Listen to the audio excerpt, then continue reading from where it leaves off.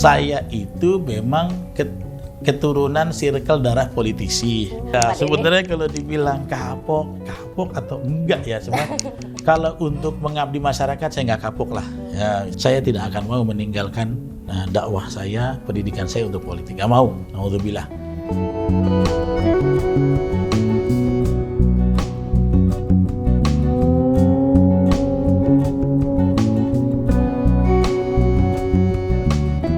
Pemirsa, dimanapun Anda berada, senang sekali kembali lagi bertemu saya, Farah Devanti, dalam program terbaru kita. Kali ini yaitu Go Talk. Nah, di program ini kita bakal membahas mengenai topik-topik yang menarik dan juga tentunya kekinian pemirsa. Dan di episode perdana kali ini kita juga sudah kedatangan tamu narasumber yang sangat luar biasa, bakal menginspirasi kita kali ini pemirsa. Dan beliau ini merupakan sosok seorang dai muda dan juga mubalik kondang asal Kepri nih pemirsa, yang aktif melakukan berbagai kegiatan dakwahnya kepada masyarakat. Bahkan selain berprofesi sebagai seorang mubalik, beliau juga ternyata aktif berpolitik loh pemirsa. Penasaran siapa sosok beliau? Langsung saja kita sapa narasumber kita pada siang hari ini. Assalamualaikum Pak Ustadz. Waalaikumsalam. Bagaimana kabarnya hari ini, Alhamdulillah Pak Ustadz? baik, mudah-mudahan Kak Farah baik juga. Baik, alhamdulillah, walaupun agak sedikit batuk. Ini ngomong-ngomong nih Pak Ustadz. Pak Ustadz kan sudah terkenal sekali nih Pak Ustadz di kalangan masyarakat nih, terutama khususnya kalangan emak-emak dan juga anak-anak muda ya Pak Ustadz ya. Nah, kalau boleh tahu nih Pak Ustadz, sudah sejak kapan sih Pak Ustadz aktif sebagai mubalik nih Pak Ustadz? Iya, kalau dibilang terkenal kayaknya belum, tapi karena teritorial Tanjung Pinang itu kan tidak luas, jadi seberang sana seberang sini berdekatan, sehingga apa yang kami kiprahkan dalam dakwah, dalam pendidikan umat itu mungkin terasa dekat gitu. Kalau saya mulainya itu sejak saya jadi remaja masjid dulu. Jadi saya punya ayah saya itu almarhum, namanya Ishak Ahmad. Beliau itu ketua masjid di Ashabul Rijal di Jalan Sunaryo depan BPJS. Saya itu sudah aktif ke masjid untuk jadi remaja masjid. Itu kurang lebih tahun 2008, 2009 itu saya dari remaja sudah sering mengikuti pelatihan mubalik muda dari Kemenak. Kan dulu ada tuh penyaringan dari Kementerian Agama.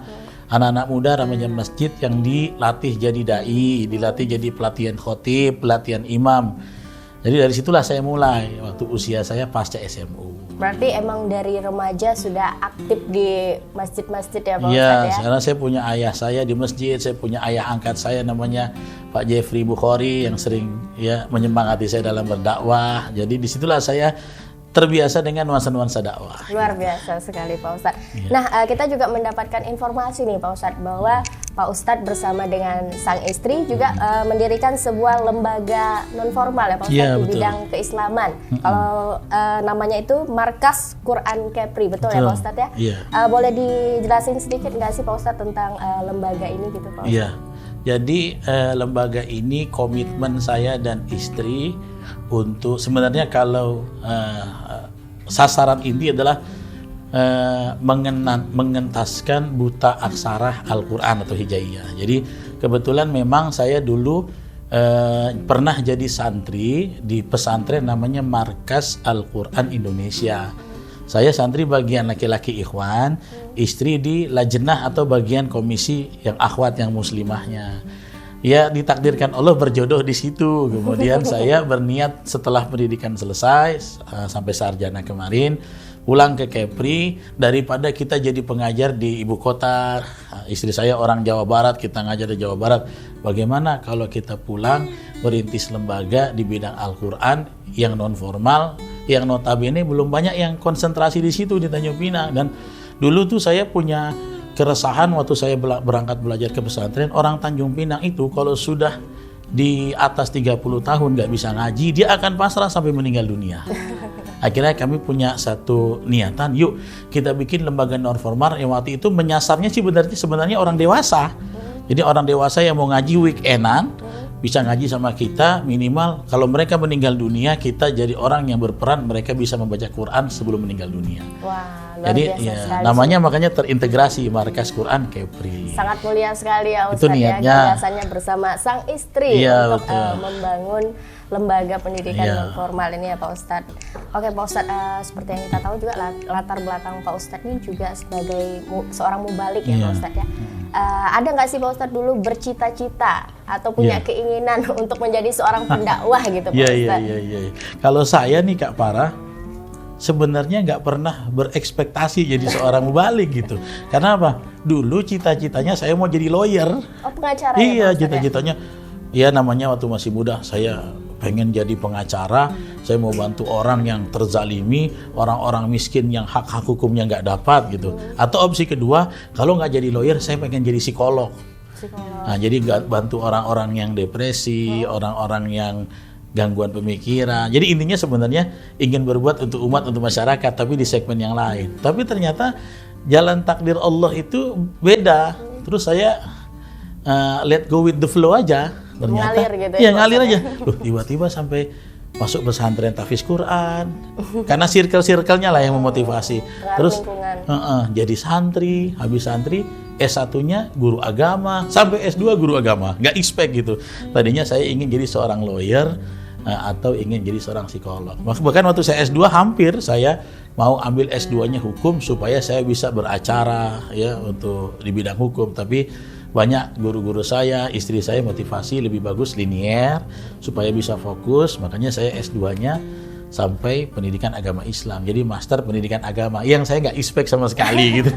Dulunya pengen lawyer, tiba-tiba malah jadi mubalik ya Pak Ustadz. Makanya mungkin pesannya kita ikut aja mengalir dengan takdir Allah. Betul, let go with the flow. Pasti takdir Allah terbaik. Rencana kita mungkin baik, tapi yang Allah putuskan pasti yang terbaik. Gitu. Berarti dari dulu kuliahnya jurusan ilmu agama ya Pak Ustadz ya? Jadi SMP 5, SMA swasta umum di Jakarta, karena kan bapak saya orang Tanjung Pinang, ibu saya orang Jakarta. Jadi basicnya SMA bukan pesantren. Masuk pesantrennya pasca SMA. Ya. Setelah lulus SMA, saya masuk pesantren, D2 bahasa Arab, S1 guru agama. Kalau di kampus agama namanya PAI, Pendidikan Agama Islam. S2-nya pun PAI juga. Ya itulah. Ya arus yang Allah takdirkan untuk saya, jadi saya jalan aja. Oke, baik, luar biasa sekali ini Pak Ustadz. Pak Ustadz ini selain berprofesi sebagai tenaga pendidik juga dan juga seorang mubalik, ternyata seperti yang sempat kita singgung juga di awal, beliau juga aktif di dunia perpolitikan nih. Nah, kita nih penasaran nih Pak Ustadz, pengen tahu sudah sejak kapan sih Pak Ustadz tertarik untuk bergabung ke dunia partai politik nih Pak Ustadz? Iya, sebenarnya begini. Saya itu memang keturunan circle darah politisi. Dulu mendiang ayah tuh almarhum, kan beliau meninggal 2015. Ya dulunya ketua partai. Jadi si Riza kecil ini, Riza Hafiz kecil ini memang ditenteng-tenteng dalam forum-forum seminar perpolitikan. Diajak ikut-ikut ya Pak Ustadz. Justru saya orang yang skeptis terhadap politik. Waktu awalnya saya belum paham bahwa politik itu berpengaruh bahkan buat yang mahasiswa, buat santri, buat sekolah. Jadi saya dulu skeptis karena ketika ayah tenteng saya, beliau dalam amanah sebagai ketua partai politik, saya lihat memang banyak sekali warna-warna keruh yang menghiasi dalam politik, dalam tanda kurung oknum-oknumnya lah ya, yang prakteknya tidak bersih, tidak jujur, terus ya pokoknya yang stigmanya negatif. Jadi dari situlah, walaupun saya pendidikannya keagamaan, ternyata darah politik itu mungkin dari ayah ada atmosfernya. Jadi saya ketika pulang ke Kepri, ketemu kawan-kawan beliau, kemudian orang-orang juga melihat, nah, sepertinya kamu mungkin punya potensi meneruskan perjuangan ayahmu. Ya itulah akhirnya saya coba ikhtiar melalui jalur ini. Berarti terinspirasi juga ya Pak Ustadz dari sosok sang ayah ini ya Pak Ustadz. Oke. Kenapa Pak Ustadz bisa tertarik untuk terjun ke dunia politik ini, alasannya gitu? Kalau saya lihat tadi itu sebenarnya kalau dibilang tertarik bukan ketertarikan, karena saya juga mungkin pemirsa sama Kak Farah teman-teman mesti tahu, saya jadi salah satu kandidat calon legislatif itu bukan keinginan saya. Jadi saya nggak tertarik untuk mencalonkan diri. Sama sekali? Nggak ada. Jadi boleh ditanya sama teman-teman, saya kan di PKS, sama sekali saya nggak mendaftarkan diri untuk jadi calon tertentu. Jadi siapa ini ya Pak Ustadz yang mendorong untuk Pak Ustadz masuk ke politik? Jadi teman-teman, ada memang pertamanya ketika saya pulang beberapa partai politik PDKT. Ikut sinilah, warna inilah, warna putih lah, warna kuning lah, warna hijau lah gitu kan. Saya banyak berdoa istikharah. Saya ini kan di bidang pendidikan agama, dakwah. Kalau manuver ke politik, apakah dalam kancah saya yang belum begitu matang, menurut saya, apakah sudah layak? Tapi karena ternyata desakan itu terlalu kuat. Ayolah, awak anak daerah, awak punya narasi ini, awak punya perjuangan pendidikan ini. Ayolah, majulah, berjuang bersama. Karena derasnya arus bawah ini yang akhirnya menyokong. Jadi saya pikir ketika kita tidak berambisi, mungkin inilah pesan dari Allah gitu. Ini pesan dari Allah supaya engkau berbuat. Ya. Karena kalau kita berpolitik karena ambisi pribadi kan bahaya. Berarti pengen apa? Toh ya kita kalau untuk hari-hari nafkah sudah beres gitu. Orang kan kalau mau berpolitik harusnya nafkah dia sudah clear dulu dong. Gak mungkin berpolitik mau cari uang gitu kan. Politik ini kalau kami sih platformnya adalah pengabdian. Kita nafkah udah beres, rumah sudah ada, kendaraan sudah ada, istri yang baik sudah disediakan Allah gitu. Saatnya kita mengabdi. Akhirnya karena panggilan arus bawah begitu banyak, ya udah. Walaupun dari banyak pinangan-pinangan yang ada, akhirnya hati saya tertambat kepada partai PKS sampai sekarang itu. Berarti dorongan dari lingkungan. Iya, dari arus bawah, bukan keinginan tertarik sendiri. Saya mau masuk dong, enggak ada gitu. Ayo ikut sini. Akhirnya karena banyak partai ya yang minta, cuma karena mungkin kita butuh wadah yang linear dengan circle saya gitu ya. Saya pendidikan agama. Menurut saya yang saat ini paling cocok ya PKS itu. Akhirnya saya gabung dengan perjuangan teman-teman PKS. Apakah melalui partai politik ini menjadi wadah untuk Pak Ustadz dalam menyalurkan dakwahnya gitu Pak Ustadz? Iya, kalau saat ini banyak memang partai-partai yang ya semuanya mengusung kebaikan tentunya kan.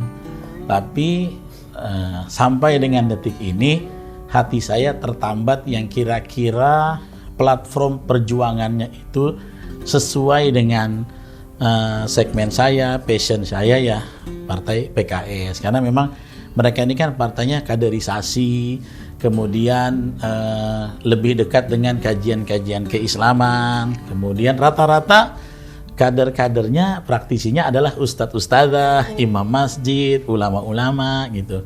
Walaupun saya tidak pungkiri banyak partai politik yang keren-keren, bagus-bagus, tapi untuk saat ini sepertinya inilah ruang bernaung yang cocok untuk menyalurkan ikhtiar politik.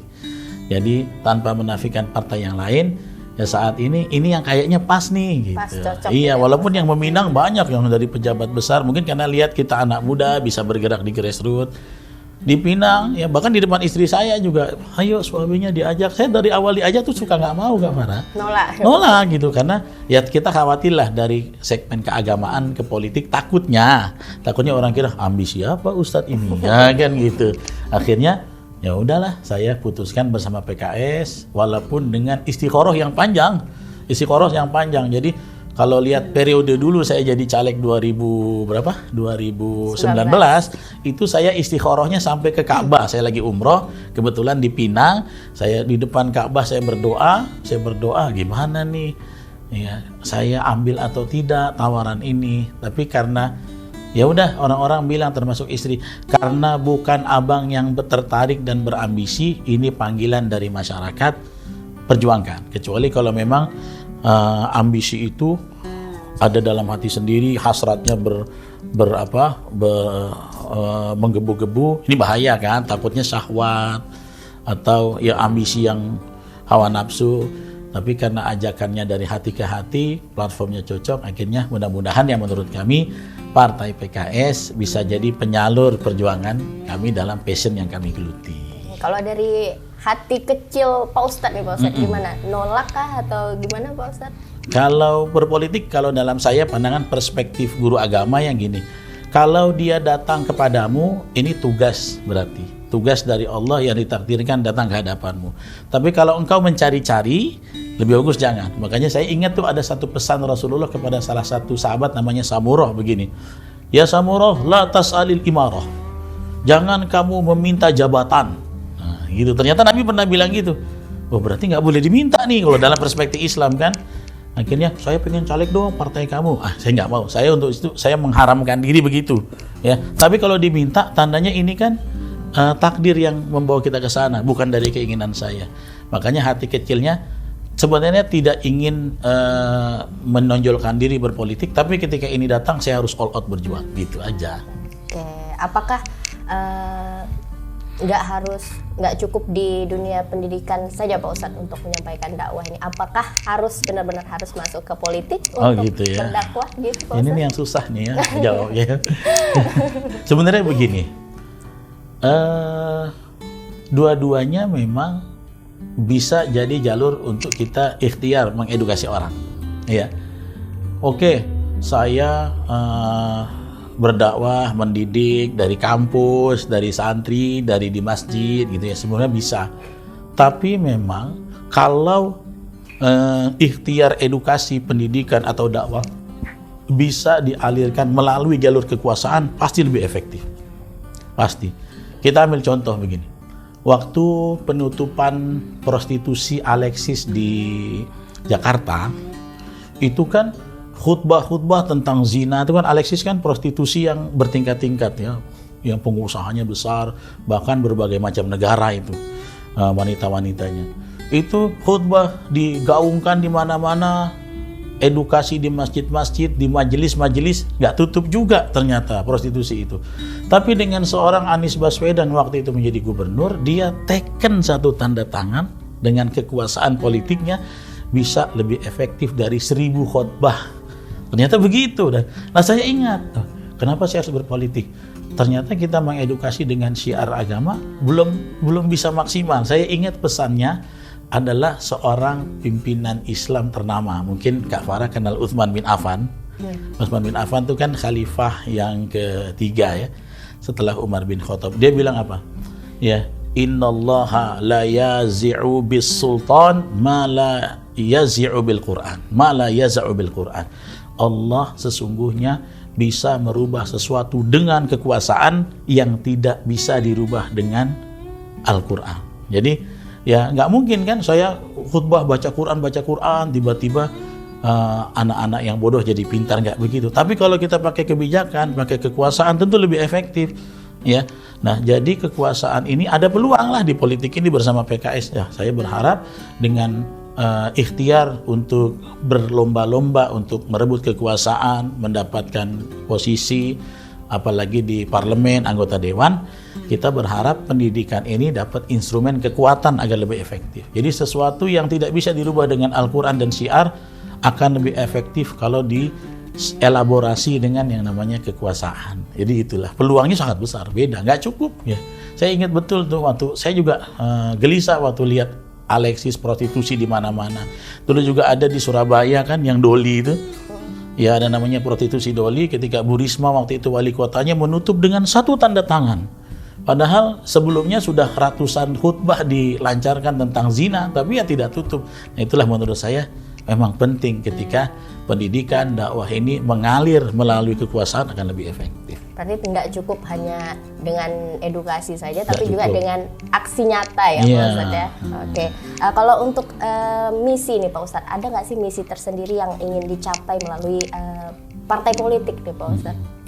Ya tentunya karena saya di bidang pendidikan, ya bidang keagamaan, apalagi saya spesialisasinya sebenarnya sampai tesis saya pendidikan karakter gitu ya. Tentu dengan bergabung di partai politik, kalau seumpamanya Allah menakdirkan saya bisa mewakili masyarakat, ya kita ingin jadikan politik ini, kekuasaan ini instrumen untuk mengakselerasi ya dalam dunia pendidikan gitu ya. Kemudian dalam menjadi percepatan untuk mendorong pemerintah eksekutif ya untuk menggesa pendidikan yang akseleratif, khususnya di pendidikan akhlak dan karakter ya.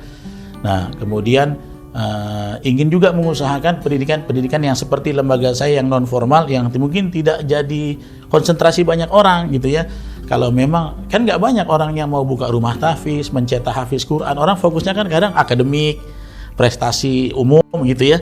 Nah, biar saya perjuangkan lewat politik ini segmen pendidikan karakter yang tidak banyak diperjuangkan orang. Jadi misi saya tuh seperti itu. Luar biasa sekali. Iya. Baik, dengar-dengar tadi Pak Ustadz kita dapat informasi juga di tahun 2019 sempat ikut berkompetisi sebagai caleg DPRD Kepri ya Pak Ustadz. Namun sayangnya belum sempat berhasil ya Pak Ustadz ya. Betul. Itu gimana sih Pak Ustadz, boleh diceritain sedikit nggak sih pengalamannya? Ya waktu itu saya tuh ibaratnya newcomer lah ya, newcomer, anak muda, kekuatan finansial juga pas-pasan gitu ya. Kemudian lawan politik, apalagi saya dapil provinsi yang notabene abang-abang senior politisi semua, ada yang mantan wali kota, ada yang sudah sekian periode. Akhirnya dengan keluguannya si anak muda Riza Hafiz, guru ngaji, ya, ustadz kampung ini, ya ikhtiar aja lah dengan silaturahim, membina dengan keikhlasan, membantu orang, mengadvokasi orang. Terus kami tawarkan narasi-narasi pendidikan yang kami mau perjuangkan. Alhamdulillah belum ditakdirkan Allah gitu. Jadi dari 5 kursi yang sudah ada di provinsi Dapil Tanjung Pinang, saya di kursi ke-6 gitu. Hanya terpaut kurang lebih ya beberapa suara, tidak banyak. Ya, ini cukup jadi pengalaman berharga buat saya bahwa memang kamu belum ditakdirkan Allah, mungkin belum terlalu banyak berbuat yang dirasakan, orang belum banyak kenal. Kedepannya harus lebih optimal lagi dalam mengabdi kepada masyarakat. Jadi memang terpaut sedikit, hampir saja ya. Tapi memang ya kalau Allah belum berikan suratan takdirnya, belum. Tapi kita sudah coba. Nah, mudah-mudahan apa-apa yang saya pelajari, saya evaluasi di periode lalu bisa saya perbaiki lebih bagus untuk periode yang ini. Nggak kapok nih Pak untuk berjuang kembali nih Pak, mencalonkan diri di tahun 2024 iya, ini. sebenarnya kalau dibilang kapok atau enggak ya sebenarnya. Kalau untuk mengabdi masyarakat saya nggak kapok lah. Ya, misalnya begini. Gimana kalau kalah lagi? Nanti besok maju lagi, kapok nggak? Kalau memang masyarakat minta terus, saya berjuang terus untuk masyarakat lah. Walaupun kalau walaupun gini babak belur, yang penting aku berjuang untuk ya memperjuangkan aspirasi masyarakat gitu. Ibaratnya nggak apa-apa. Kalau umpamanya nggak berhasil lagi, yang penting aku sudah berbuat. Yang penting masyarakat tahu aku punya niat tulus, kami punya niat ikhlas untuk membantu masyarakat Kepri, memperjuangkan pendidikan, untuk bantu orang-orang yang termarginalkan. Selama mereka mau saya berjuang, saya akan berjuang terus. Kalau untuk orang yang mengabdi kayak saya, kayaknya nggak boleh kenal kata kapok. Baik. Maju terus, insya Allah. Seandainya nih Pak Ustadz, seandainya jika Pak Ustadz terpilih menjadi anggota legislatif, apakah Pak Ustadz ingin meninggalkan profesi Pak Ustadz yang sebelumnya, berfokus ke dunia politik, atau bagaimana? Kalau saya, ini juga jadi kekhawatiran sih sebenarnya. Emak-emak juga bilang, nanti kalau Pak Ustadz kami ikut politik, jadi aja kan. Nanti nggak ngajar kami pengajian lagi. Gimana, gitu ya, santri saya juga begitu, khawatir gitu ya. Tapi akhirnya saya yakinkan bahwasanya begini, kalau bargainingnya umpamanya, ya ini ngomong-ngomong ringan aja. Kalau saya harus meninggalkan dakwah dan pendidikan untuk ke politik, lebih bagus saya tidak usah berpolitik. Karena nafas saya di sini, ruh saya di sini, ya, abdi saya kepada masyarakat dan umat, saya udah janji di hadapan Allah ini di sini, saya tidak akan mau meninggalkan dakwah saya, pendidikan saya untuk politik. Nggak mau, naudzubillah. Tapi tentunya ya kan harus punya kesiapan, fisik yang kuat, otak yang sanggup untuk mengkolaborasi semuanya gitu. Ternyata saya lihat ya ada kok senior saya gubernur, ulama, jadi gubernur tetap bisa mengajarkan tafsir di masjid. Saya dulu punya senior ustadz, ya bahkan saya pernah jadi murid santrinya kiai. Kiainya itu anggota Dewan Provinsi DKI Jakarta, tapi subuh-subuh masih menerima hafalan santri-santri. Siang-siangnya dia berangkat ke kantor, malam-malamnya jumpa masyarakat ceramah sambil reses. Ternyata memang di depan saya ini ada orang-orang yang pernah menjadi contoh secara audio visual. Saya lihat mereka ini orang yang tetap ngabdi dalam dakwah dan tetap jalan politik. Makanya kalau untuk meninggalkan saya tidak akan mau. Saya lebih pilih dakwah dan pendidikan. Ya, karena ketika saya siap berpolitik, saya harus mampu untuk mengkolaborasi semuanya. Berarti memilih untuk dua-duanya ya? Dua-duanya tetap kita jalan begitu. Toh kakek guru saya, sang Rasulullah, beliau itu jabatannya juga luar biasa. Presiden negara, panglima perang, kan? Kemudian bahkan Rasulullah itu kalau dilihat dari perspektif agama Islam, beliau itu kekuasaan eksekutif di Rasulullah, yudikatif di Rasulullah, kan? Legislatif juga di beliau, tapi beliau bisa jalani semuanya. Maka menurut saya, apalagi kalau anggota dewan itu kan bukan yang harus apel terus gitu ya, lebih banyak turun ke lapangan, ke dapil, ke konstituen. Ya itu memang hari-harinya saya begitu gitu ya. Cuma bedanya kalau saya sekarang keliling ke masyarakat ngajar ilmu, kalau nanti saya jadi politisi berhasil jadi dewan, ngajar ilmu sambil menyaring aspirasi, kan gitu sama. Nanti di kantor saya salurkan, saya perjuangkan. Saya rasa insya Allah bisa seiring berjalan. Mudah-mudahan dia doakan saja Riza Hafiz diberikan kekuatan oleh Allah. Gimana tuh Pak Ustadz? Apakah bagi waktunya apakah keteteran nanti atau gimana tuh Pak Ustadz? Ya tentu pasti keteteran. Ya makanya saya sudah musyawarah dengan istri. Kalau di bidang ini diizinkan Allah kita terpilih, ya istri harus lebih siap lagi untuk banyak ditinggal di rumah gitu. Dan ya beliau bersedia. Karena memang dari awal menikah, kalau punya istri seorang mubalik, memang harus diwakafkan untuk umat begitu. Jadi ya memang harus siap. Dan itu konsekuensi. Makanya kalau memang nggak kuat, mendingan nggak usah. Nah, dari awal saya udah begitu ya. Dan memang di dalam Quran juga dibilang harus qawiyul bastotan fil ilmi wal jism. Pemimpin itu harus kuat otaknya, cerdas pemikirannya, harus kuat badannya.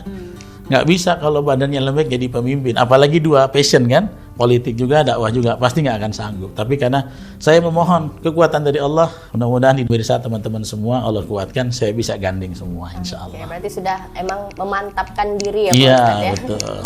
Oke Pak Ustadz, jika nanti sudah duduk nih misalnya Pak Ustadz di kursi legislatif gitu, hal apa sih Pak Ustadz yang menjadi sorotan Pak Ustadz yang bakal Pak Ustadz perjuangkan nih, sehingga menjadi perhatian khusus dalam memperjuangkan suara masyarakat Kepri itu sendiri Pak Ustadz? Iya, sebenarnya ya kalau di ikhtiar politik saya kan di legislatif, dan itu domainnya tidak akan jauh dari 3 hal, yaitu legislasi itu kan merumuskan undang-undang, perda. Tentunya kalau untuk saya harus memperjuangkan setiap undang-undang yang diproduksi berpihak pada orang miskin gitu ya, seperti tentang tenaga kerja, kemudian pembatasan tenaga kerja asing. Saya banyak dapat keluhan di beberapa wilayah. Ini ada perusahaan, karena dulu kan bapak saya dulu pernah jadi asisten manajer di BRC Lagoy. Keluhannya masih sama. Kenapa banyak perusahaan besar itu pembagian porsi kepada anak daerah masih kurang, tenaga kerja asing diutamakan gitu ya. Nah, kemudian apa sih yang jadi masalah? Tenaga kerja kita kurang kompetitif ya.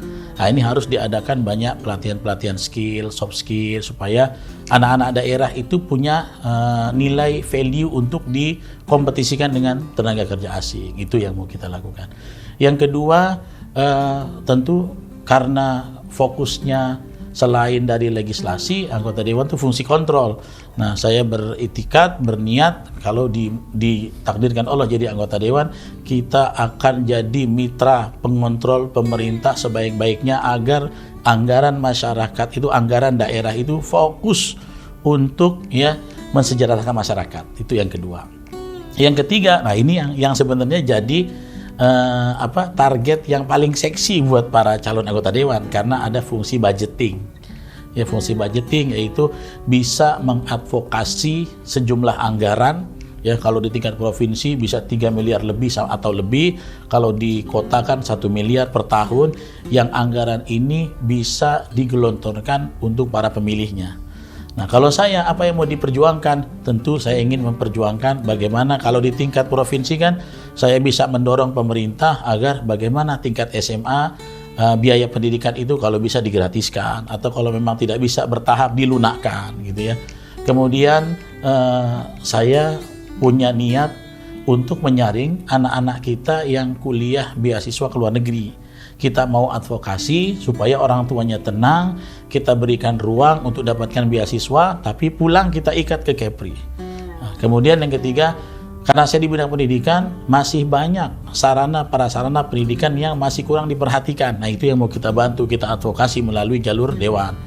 Kemudian banyak juga lembaga-lembaga pendidikan yang non formal yang notabene fokus pada pendidikan karakter, tapi mereka belum punya ruang untuk menyalurkan pengembangannya. Tidak ada yang mewakili memperjuangkan itu. Seperti contohnya ya pengembangan pondok pesantren, kemudian lembaga-lembaga Al-Qur'an, ya, kemudian pendidikan Al-Qur'an, lembaga-lembaga anak usia dini.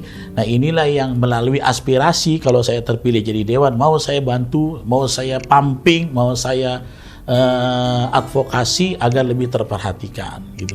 Kemudian karena saya kan punya lembaga sendiri di bidang tahfiz Quran, rumah tahfiz.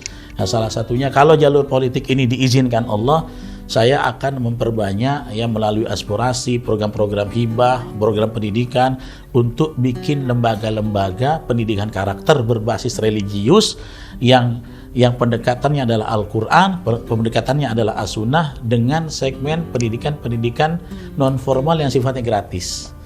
Ya, sekarang kita sudah buat, ya saya sudah buat beberapa rumah tahfiz yang basisnya gratis, tapi ya sebatas itulah. Tentunya kalau kita jadi anggota DPRD kan akan lebih banyak advokasi anggaran yang bisa kita bantu. Nah, ini yang mau kita perbanyak. Nah, kalau yang lain sepertinya normatif ya. Kalau anggota dewan tuh mengusulkan aspal, lampu jalan, ya mungkin semua anggota dewan bisa. Dan itu akan termasuk jadi program perjuangan aspirasi kami. Tapi ada titik yang mau kami fokuskan, bagaimana pendidikan ini diperhatikan. Yang orang tidak ambil segmen itu, pendidikan non-formal, pendidikan akhlak, pendidikan karakter, biarlah Riza Hafiz yang berjuangkan itu. Oke, kalau ngomong-ngomong soal pendidikan karakter nih Pak Ustadz, apakah pendidikan karakter dan perilaku masyarakat ini perlu dibenahi? Iya, kalau sekarang bicara pendidikan karakter kita prihatin. Apalagi kita lihat ini di bulan ini banyak kasus-kasus yang mencederai betul-betul hati orang tua gitu ya, seperti kekerasan seksual, kemudian asusila, kemudian pemerkosaan yang dilakukan oleh anak-anak remaja. Ya, semua orang hari ini kalau kita lihat fokusnya ya pendidikan umum, formal, akademik kan, ya. Coba mana kita lihat lembaga-lembaga yang fokus pada pendidikan akhlak dan karakter. Belum banyak, kalaupun banyak, belum dapat banyak advokasi, baik dari pengembangan sarprasnya, baik dari anggarannya, belum banyak.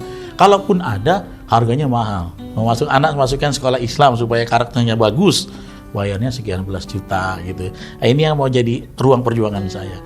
Kalau bisa bahkan dengan kekuatan ini kita bisa usulkan bangun sekolah yang sekolahnya harganya lunak tapi fokus pada pendidikan karakter. Nah, itu yang mau kita usahakan. Berarti pendidikan karakter ini sangat penting sekali. Penting sekali dalam membentuk perilaku masyarakat khususnya. Hari ini kan gambaran orang pendidikan itu fokusnya kan nilai akademik, ya. Nah, terus apalagi kalau lulus IPK, ya. Tapi apalah artinya semua itu kalau kita punya anak didik akhlaknya nggak bagus gitu ya. Ya, tapi kita kadang-kadang kurang konsentrasi ke sini. Ini yang mau saya perjuangkan. Lebih dinaikin ke akademik tapi lupa dengan sisi pendidikan karakter. Iya, itu penting sekali. Makanya kata orang begini, kalau ada orang ilmunya biasa saja, adabnya tinggi, dia bisa jadi orang pintar. Ada orang yang pintar tapi kurang adab, dia akan jadi orang kurang ajar. Ya begitu, makanya ini yang harus kita balancing gitu. Terakhir nih Pak Ustadz, apa yang ingin Pak Ustadz sampaikan untuk masyarakat Kepri khususnya Pak Ustadz? Baik, ya masyarakat Kepri, insya Allah kita optimis pendidikan di Kepulauan Riau akan meningkat, tapi tentunya harus ada orang-orang yang siap berjuang di bidang itu. Nah, saya Riza Hafiz sebagai orang yang diamanahkan untuk ikut kontestasi politik ya melalui Partai Keadilan Sejahtera. Mudah-mudahan masyarakat mau membantu melalui narasi ini, narasi perjuangan, supaya bisa banyak berbuat untuk rakyat Kepri, khususnya di bidang pendidikan karakter, mengadvokasi hal-hal yang terkait dengan nasib-nasib generasi penerus, pendidikan anak-anak kita, cucu-cucu kita.